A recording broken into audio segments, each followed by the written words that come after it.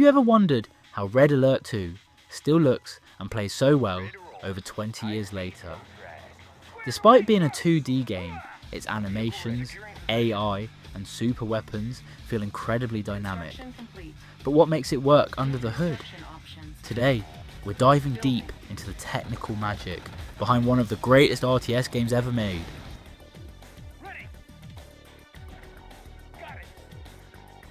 Red Alert 2 was built on an improved version of the 2D isometric engine used in Tiberian Sun 1999.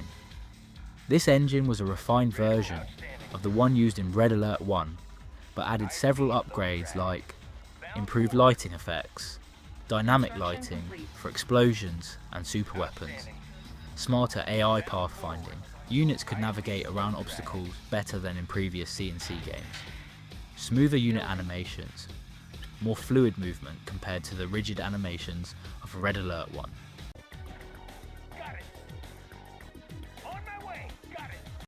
Unlike fully three-dimensional RTS games, Homeworld in 1999, Warcraft 3 in 2002, Red Alert 2 remains sprite-based, using 2D pre-rendered graphics.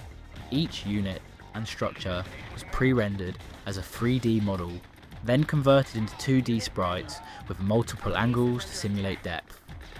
This technique made the game run smoothly on lower NPCs while still looking visually detailed.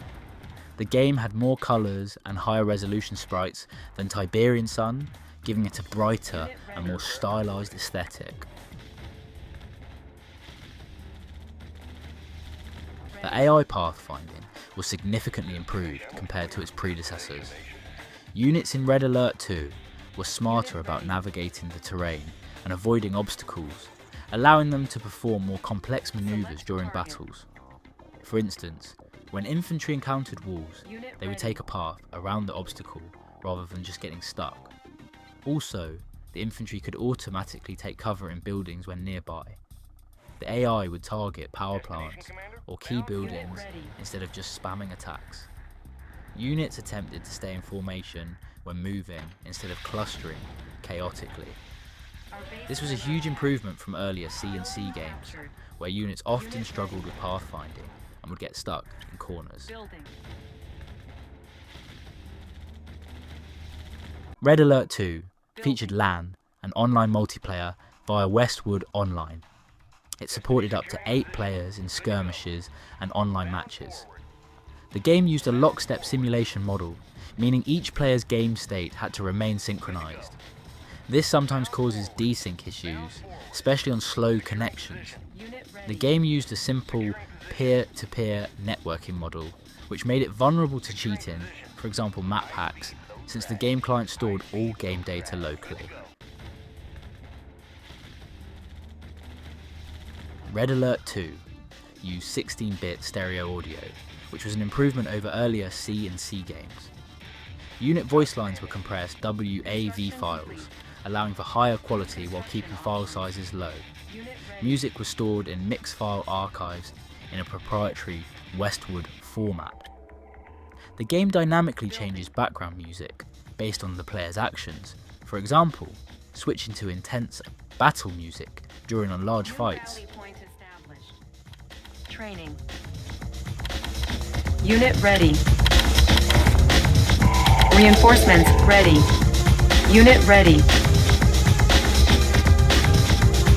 New rally point established. How about some action? Got it. Insufficient funds. Unit ready. On my way. I've got the number. Got it. On my way. Got it. Unlike fully 3D games, Red Alert 2 used predetermined destruction animations for buildings instead of real-time physics. Buildings had multiple damage states: pristine, normal, damaged, smoke, cracks, and destroyed collapse animation.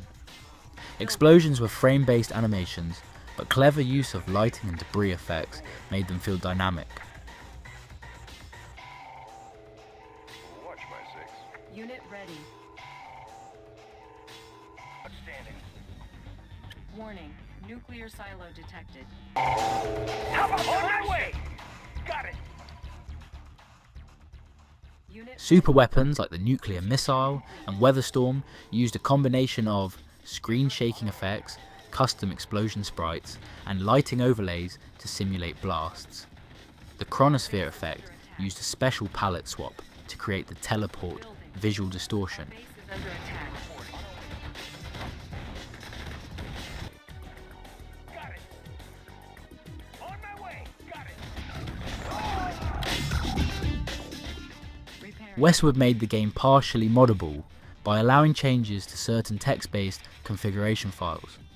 The game's core data was stored in INI files, allowing modders to tweak units, weapons, and AI behaviour.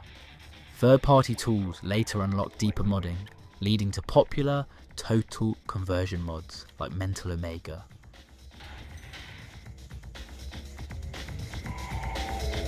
Pilot reporting. Thrusters engaged. Got it. On my way. Got it. The wind. Thrusters engaged.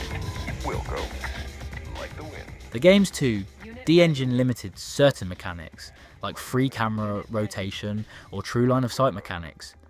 Unit movement was grid-based, meaning diagonal movement was slightly less efficient than straight line movement.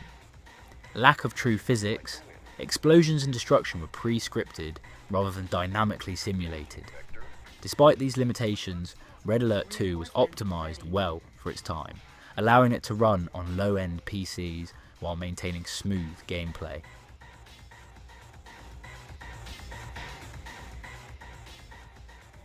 So, despite its limitations, Red Alert 2 pushed the boundaries of two DRTS games. Its mix of smart AI, explosive effects, and fun mechanics make it a timeless classic. What's your favourite technical detail about the game?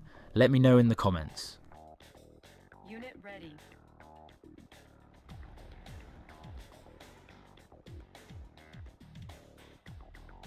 Insufficient funds.